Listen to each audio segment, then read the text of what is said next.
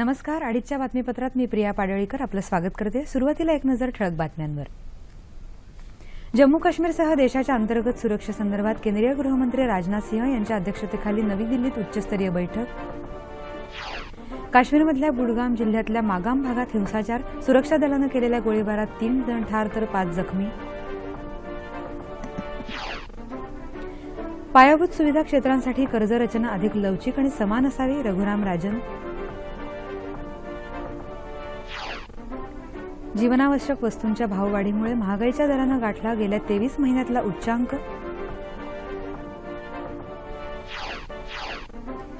मुंबई नागपूर जलदगती महामार्गाचं काम लवकरच सुरू होणार. या मार्गावरून अवघ्या 10 तासात मालवाहतूक करणं शक्य, मुख्यमंत्री देवेंद्र फडणवीस. रिओ ऑलिम्पिकमध्ये बॅडमिंटन स्पर्धेत के श्रीकांत आणि पीव्ही सिंधूचा उपांत्यपूर्व फेरीत प्रवेश. आणि भारताचा कसोटीपटू अजिंक्य रहाणेच्या अव्वल फलंदाजांच्या यादीत 8व्या स्थानावर झेप. आणि आता बातम्या विस्ताराने. जम्मू काश्मीरसह देशभरातल्या अंतर्गत सुरक्षेसंदर्भात केंद्रीय गृहमंत्री राजनाथ सिंह यांच्या अध्यक्षतेखाली नवी दिल्ली इथं आज एक महत्त्वाची बैठक झाली.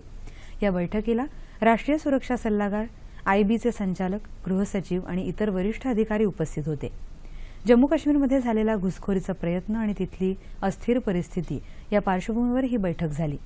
या बैठकीचा तपशील अजून उपलब्ध झालेला नाही. काश्मीरमधल्या बुडगाम जिल्ह्यात मागाम भागात आज आंदोलकांनी केलेल्या दगडफेकीनंतर हिंसाचार आटोक्यात आणण्यासाठी सुरक्षा दलानं केलेल्या गोळीबारात 4 नागरिक ठार झाले तर 5 जण जखमी झाले. तणावग्रस्त काश्मीरमध्ये सुरू असलेल्या हिंसाचारात आतापर्यंत 61 जणांचा बळी गेला आहे. काही युवकांनी आज सकाळी मागाम भागात केंद्रीय राखीव पोलीस दलाच्या वाहनावर गोळीबार केला. त्यानंतर हिंसक जमावाला पांगवण्यासाठी सीआरपीएफच्या जवानांनी गोळीबार केला. श्रीनगरमधल्या अनेक भागात अजूनही वातावरण तणावग्रस्त असून संचारबंदी लागू आहे. काश्मीरमधल्या शाळा, महाविद्यालय आणि खासगी कार्यालयही बंद असून खबरदारीचा उपाय म्हणून सार्वजनिक वाहतूकही बंद ठेवण्यात आली आहे. स्वच्छ भारत अभियान यशस्वी होण्यासाठी लोकांच्या मानसिकतेमध्ये बदल होण्याची गरज असून त्यांनी आपली जबाबदारी ओळखली पाहिजे, असं प्रतिपादन केंद्रीय शहर विकास मंत्री व्यंकय्या नायडू यांनी केलं आहे. स्वच्छ भारत अभियानाअंतर्गत जनआंदोलनात नागरिकांचा सहभाग वाढवण्यासाठी नवी दिल्लीत आयोजित कार्यशाळेत ते आज बोलत होते. लोकांना स्वच्छतेबाबत जागरूक करताना पायाभूत सुविधा देखील उभारण्याची आवश्यकता असल्याचं त्यांनी सांगितलं. स्वच्छतेची आवड आणि स्वच्छतेची सवय जडली पाहिजे, असं ते म्हणाले. पायाभूत सुविधा क्षेत्रांसाठी कर्ज रचना अधिक लवचिक आणि समान असावी, असं मत रिझर्व्ह बँकेचे गव्हर्नर रघुराम राजन यांनी व्यक्त केलं आहे. ते आज मुंबईत बँकर्स परिषदेत बोलत होते. कर्ज मंजूर करण्यासाठी समिती नियुक्त करण्याची पद्धत बदलून त्याऐवजी एकाच व्यक्तीला ही जबाबदारी द्यावी, प्रकल्प व्यवस्थित पूर्ण झाल्यास त्याचे श्रेयही त्याच व्यक्तीला द्यावं, असंही राजन म्हणाले.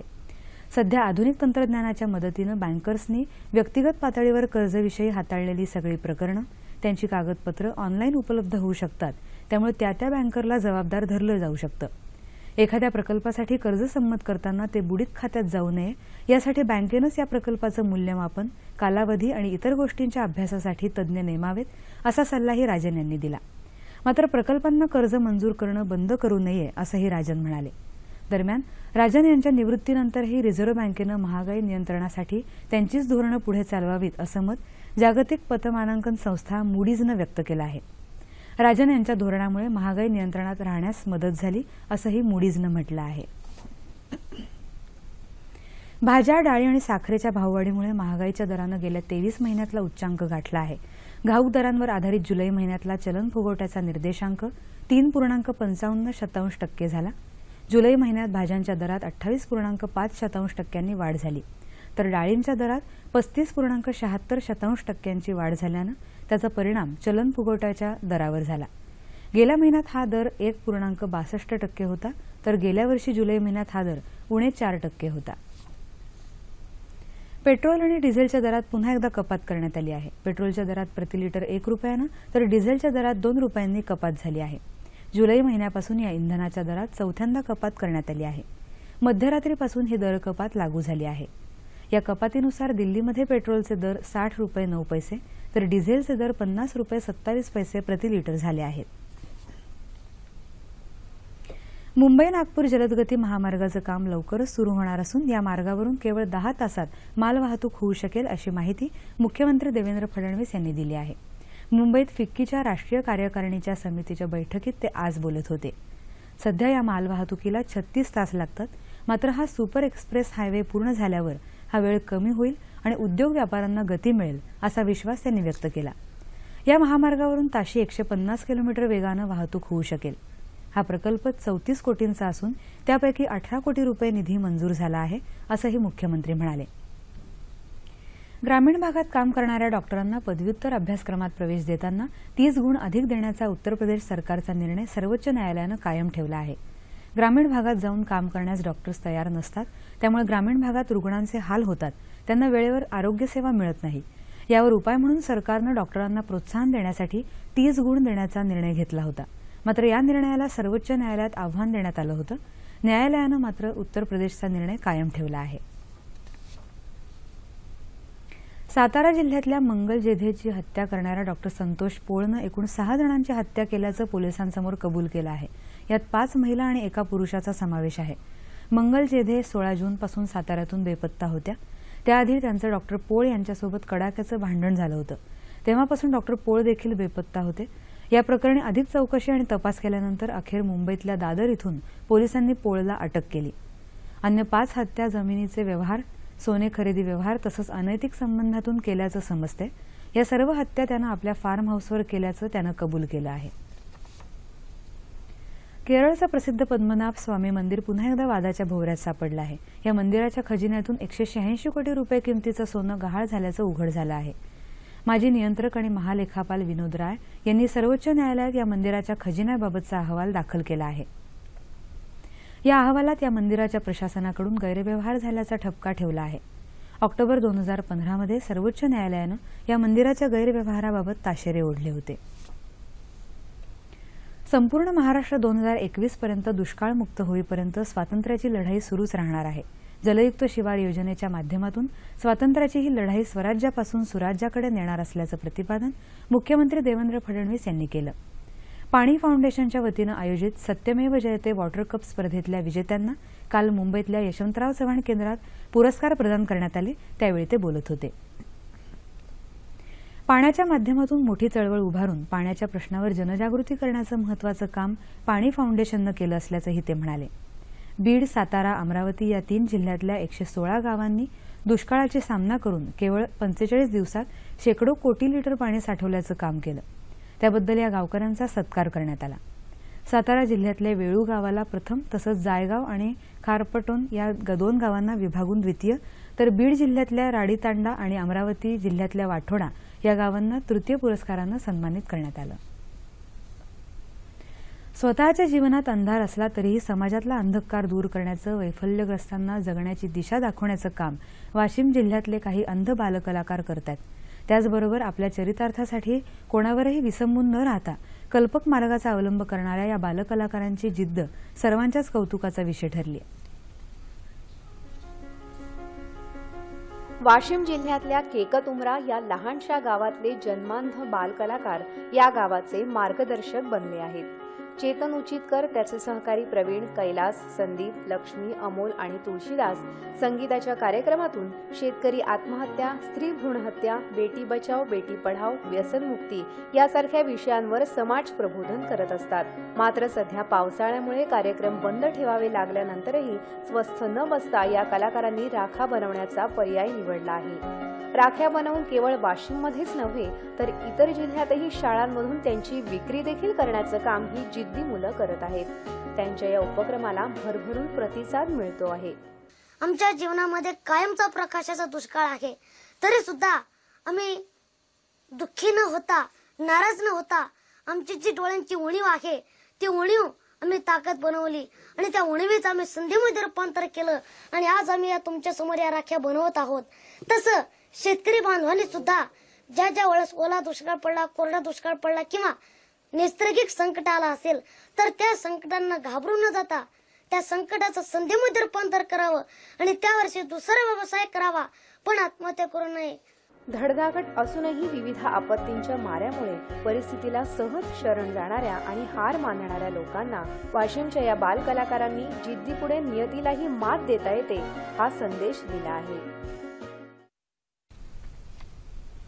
कृषी मंत्रालय आणि कृषी सहाय्यक संघटनांमध्ये लवकरच चर्चा घडवून कृषी विभागाचा कणा असलेल्या कृषी सहाय्यकांना न्याय देण्यात येईल अशी ग्वाही राज्याचे कृषी मंत्री पांडुरंग फुंडकर यांनी दिली।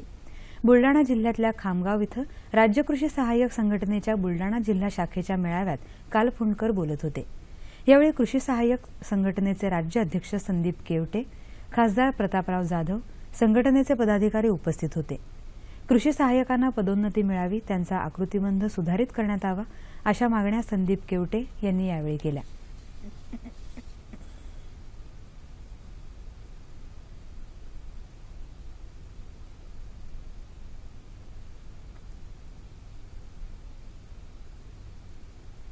आशिया खंडातलं प्रथम क्रमांकाचं अहमदनगर इथलं सैनिकी वस्तू संग्रहालय स्वातंत्र्य दिनानिमित्त काल लोकांसाठी खुलं ठेवण्यात आलं होतं।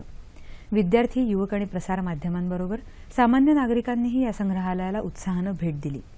हिटलरच्या काळापासून विविध युद्धात वापरलेल्या 57 रणगाड्यांचा या संग्रहालयात समावेश असून शूरवीर शहीदांची सचित्र माहितीही देण्यात आली आहे। जगभरात अशा प्रकारची केवळ 4 संग्रहालये आहेत। अपने सेना की जान नावाच्या उपक्रमाअंतर्गत सैनिकी बँड पथकानं मार्शल धून वाजवून वीरश्रीपूर्ण वातावरणात हे वस्तू संग्रहालय जनतेसाठी खुलं केलं।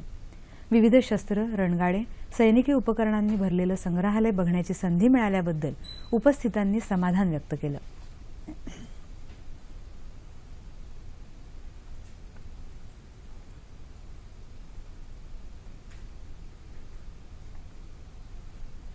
गरज ही शोधाची जननी असते या उक्तीतून आता शेतीसाठीही विविध यंत्रांचा शोध लागतोय। अधिक उत्पन्न मिळवण्यासाठी बदलत्या काळानुसार कृषी क्षेत्रातही यांत्रिकीकरण होताना दिसते। जळगाव जिल्ह्यातल्या एका युवा शेतकऱ्यानंही शेतीसाठी बहुउपयोगी 3 चाकी मिनी ट्रॅक्टर तयार केलाय। जळगाव जिल्ह्यातल्या पारोळा तालुक्यात लोणी इथले युवा शेतकरी भगवान पाटील आपल्या शेतात ते विविध पिकांचं उत्पादन घेतात। पूर्वी 2 बैलजोड्या आणि काही मजुरांच्या मदतीनं ते मशागतीची कामं करत, मात्र पाटील यांचं घर शेतापासून फार दूर असल्यानं मजूरही येणं कठीण व्हायचं। यावर पर्याय म्हणून पाटील यांनी विविध उपकरणांच्या सहाय्यानं बहुउपयोगी 3 चाकी मिनी ट्रॅक्टर तयार केलं।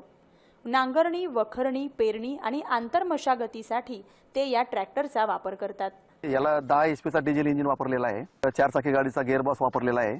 हायड्रोलिक पंप जनरल ट्रॅक्टर वापरलेला आहे, जे जनरल मार्केटमध्ये मिळतात ते, आणि हा हिशोबाने हा मॉडिफाय केलेला ट्रॅक्टर आहे। याच्याने आपण आता आंतरमशागतीची कामं, मजूरचे ज्ञान, परत स्प्रेइंगचा पंप त्याला लावायचा बाकी तो, परत पेरणी यंत्र, हे सर्व कामं आपण याच्याने करतोय। हा मिनी ट्रॅक्टर बनवण्यासाठी त्यांना सुमारे 9.5 लाख रुपयांचा खर्च आला असून त्याला प्रति तास पाऊण लिटर डिझेल लागतं। या ट्रॅक्टरमुळे त्यांच्या वेळेची बचत तर झालीच, शिवाय मजुरांची समस्याही मिटली। हा मिनी ट्रॅक्टर बनवून पाटील यांनी गरज ही शोधाची जननी असते हेच सिद्ध करून दाखवलंय। पुण्यात तळजाई परिसरात गेल्या काही दिवसांपासून सुरू असलेल्या अण्णाभाऊ साठे सांस्कृतिक कार्यक्रमाचा काल समारोप झाला। पुणे महापालिकेच्या वतीनं हा कार्यक्रम आयोजित करण्यात आला होता। नागरिकांना सांस्कृतिक कार्यक्रमाची मेजवानी मिळावी यासाठी दरवर्षी हा कार्यक्रम आयोजित करण्यात येतो। स्थानिक कलाकारांना व्यासपीठ मिळावं यासाठी त्यांना या कार्यक्रमात विशेष प्राधान्य दिलं जातं।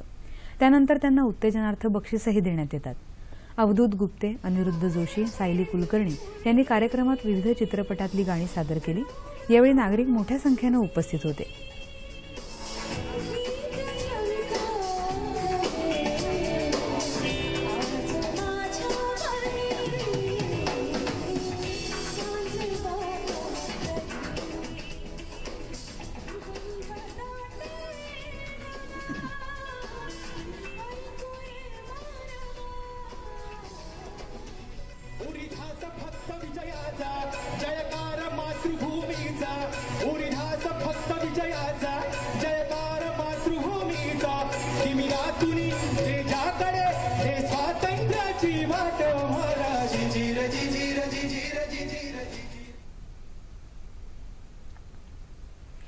आधुनिक तंत्रज्ञानाच्या मदतीनं पारदर्शक कारभार करतानाच राज्यातल्या जनतेच्या सुरक्षितता आणि मालमत्तेच्या रक्षणासाठी सायबर फोर्स उभारणार असल्याची घोषणा मुख्यमंत्री देवेंद्र फडणवीस यांनी केली आहे। गुन्हेगारांकडून संगणकीय अत्याधुनिक प्रणालीचा वापर होत असल्यामुळे अशा अपप्रवृत्तींना प्रतिबंध घालण्यासाठी राज्य शासनानं स्वातंत्र्यदिनी राज्यात एकाच वेळी 44 सायबर लॅबचा शुभारंभ केला, त्यावेळी ते बोलत होते. मुख्यमंत्र्यांनी मुंबईतल्या सायबर लॅबचं उद्घाटन केलं. यावेळी खासदार अरविंद सावंत, मुख्य सचिव स्वाधीन क्षत्रिय उपस्थित होते. हिंगोली इथंही सामाजिक न्याय राज्यमंत्री दिलीप कांबळे यांच्या हस्ते लॅबचं उद्घाटन झालं. बीड जिल्ह्याच्या पालकमंत्री पंकजा मुंडे यांच्या हस्ते सायबर लॅब आणि मोबाईल फॉरेन्सिक लॅबचं उद्घाटन झालं. बुलडाण्यातही जिल्ह्याचे पालकमंत्री पांडुरंग फुंडकर यांच्या हस्ते लॅबचं उद्घाटन झालं. गुन्हेगार नवनवीन तंत्रज्ञानाचा वापर करत असल्यामुळे समाजातल्या जागरूक नागरिकांनी पोलिसांप्रमाणेच भूमिका पार पाडावी, असं पर्यावरण मंत्री रामदास कदम यांनी म्हटलं. औरंगाबाद इथल्या सायबर लॅबच्या उद्घाटन प्रसंगी ते बोलत होते. नवी मुंबईतही आमदार मंदा म्हात्रे यांच्या हस्ते पोलीस आयुक्तालयात सायबर लॅबचं उद्घाटन झालं. जनतेचं जीवन सुखमय करण्यासाठी सायबर लॅब महत्त्वाचं पाऊल ठरेल, असं राज्याचे अन्न आणि औषध प्रशासन राज्यमंत्री मदन येरावार यांनी म्हटलं. वर्ध्यातल्या सायबर लॅब उद्घाटन प्रसंगी ते बोलत होते. नंदुरबार इथं पर्यटन मंत्री जयकुमार रावल यांच्या हस्ते सायबर लॅब आणि फॉरेन्सिक मोबाईल व्हॅनचं लोकार्पण करण्यात आलं. राज्यातल्या सर्व ग्रामपंचायती 2018 पर्यंत डिजिटल नेटवर्कनं जोडणार असल्याची घोषणा मुख्यमंत्री देवेंद्र फडणवीस यांनी केली आहे. मुंबईत सह्याद्री अतिथीगृहात काल राज्य शासनाच्या माहिती तंत्रज्ञान विषयक सोहळ्यात सर्वसामान्य नागरिकांना थेट लाभ देणाऱ्या विविध डिजिटल उपक्रमांची सुरुवात मुख्यमंत्र्यांच्या हस्ते झाली, त्यावेळी ते बोलत होते. 500 ग्रामपंचायती डिजिटल माध्यमातून जोडणारं महाराष्ट्र हे देशातलं पहिलं राज्य ठरलं आहे, असं ते म्हणाले. या माध्यमातून ग्रामीण भागातल्या मुलांना ज्ञानाची दारं खुली होणार असून जगातलं सर्वोत्तम ज्ञान त्यांना मिळू शकेल, अशी अपेक्षा मुख्यमंत्र्यांनी व्यक्त केली.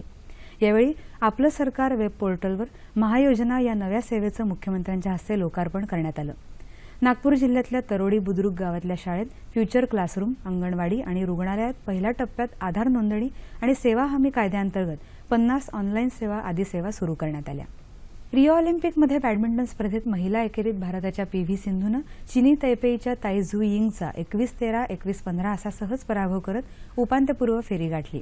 तर पुरुष एकेरीत के श्रीकांतनं आक्रमक खेळी करत डेन्मार्कच्या जॉर्गेन्सेनचा 21-19, 21-19 असा पराभव करत उपांत्यपूर्व फेरीत प्रवेश केला. मात्र या दोघांसमोर चीनी खेळाडूंचं कडवं आव्हान आहे. किदंबी श्रीकांतची गाठ लिन दान याच्याशी पडेल, तर पी.व्ही. सिंधूला चीनच्या वँग यिहानचा सामना करावा लागणार आहे. 3000 मीटर स्टिपल चेस स्पर्धेच्या अंतिम फेरीत ललिता बाबर 10व्या स्थानावर गेल्यानं भारताची पदकाची आशा संपुष्टात आली. तर 75 किलो वजनी गटात उपांत्यपूर्व फेरीच्या सामन्यात विकास कृष्णनला उझबेकिस्तानच्या मेलिकुझिव याच्याकडून पराभव पत्करावा लागला. त्यामुळे मुष्टियुद्ध स्पर्धेतलं भारताचं आव्हान संपुष्टात आलं. आजपासून कुस्ती स्पर्धांची सुरुवात होणार असून 92 किलो वजनी गटात ग्रीको रोमन प्रकारात भारताच्या हरदीप सिंगची लढत तुर्कस्तानच्या सेक लिडेंग बरोबर होणार आहे.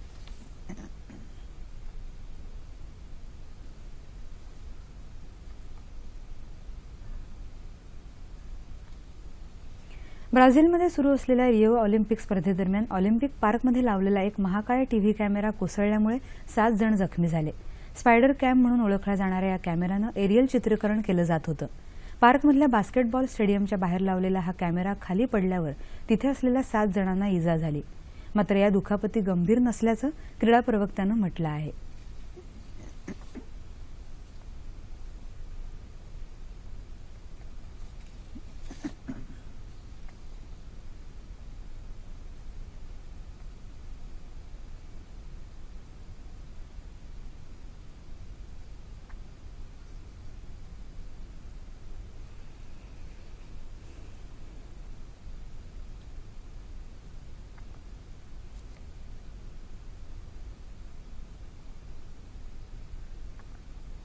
भारताचा कसोटीपटू अजिंक्य रहाणे यानं अव्वल 10 फलंदाजांच्या यादीत झेप घेतली आहे. आंतरराष्ट्रीय क्रिकेट परिषदेनं जारी केलेल्या कसोटी क्रमवारीत रहाणे 11व्या स्थानावरून 8व्या स्थानावर दाखल झाला आहे. या यादीतला तो एकमेव भारतीय आहे. ऑस्ट्रेलियाचा कर्णधार स्टीव्ह स्मिथ या यादीत अव्वल स्थानावर आहे. भारतीय कर्णधार विराट कोहली याची 13व्या स्थानावरून 16व्या स्थानावर घसरण झाली आहे. तर गोलंदाजांच्या यादीत अश्विन 2ऱ्या स्थानावर आणि रवींद्र जडेजा 6व्या स्थानावर आहे. हवामान. येत्या 24 तासात कोकणात बऱ्याच ठिकाणी, विदर्भात काही ठिकाणी तर मध्य महाराष्ट्र आणि मराठवाड्यात तुरळक ठिकाणी पाऊस पडण्याची शक्यता हवामानशास्त्र विभागानं वर्तवली आहे. आणि आता शेवटी जाता जाता ठळक बातम्या पुन्हा एकदा. जम्मू काश्मीरसह देशाच्या अंतर्गत सुरक्षेसंदर्भात केंद्रीय गृहमंत्री राजनाथ सिंह यांच्या अध्यक्षतेखाली नवी दिल्लीत उच्चस्तरीय बैठक. काश्मीरमधल्या बुडगाव जिल्ह्यातल्या मागाम भागात हिंसाचार, सुरक्षा दलानं केलेल्या गोळीबारात 3 जण ठार तर 5 जण जखमी. पायाभूत सुविधा क्षेत्रांसाठी कर्जरचना अधिक लवचिक आणि समान असावी, रघुराम राजन. जीवनावश्यक वस्तूंच्या भाववाढीमुळे महागाईच्या दरानं गाठला 23 महिन्यातला उच्चांक.